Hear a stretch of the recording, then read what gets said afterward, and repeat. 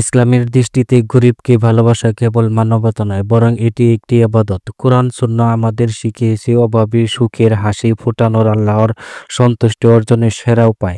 এতিমদের প্রতি দয়া, দায়িত্ববোধ ও ভালোবাসা অন্যতম শ্রেষ্ঠ প্রদান হিসেবে রাসূল সাল্লাল্লাহু আলাইহি সাল্লাম জান্নাতে এমন নিকটতা এবং ঘনিষ্ঠতা আশ্বাস দিয়েছেন যা অন্য কোনো সাধারণ ইবাদতের মাধ্যমে পাওয়া কঠিন। রাসূল সাল্লাল্লাহু আলাইহি সাল্লাম বলেছেন, আমি এবং যে ব্যক্তি কোনো এতিমের দায়িত্ব গ্রহণ করবে ও তার দেখভাল করে সে জান্নাতে এভাবে একসঙ্গে থাকবে। এক কথায় বলার সময় তিনি তার তর্জনীর মাধ্যমে আঙ্গুল সামান্য ফাঁক করে দেখান।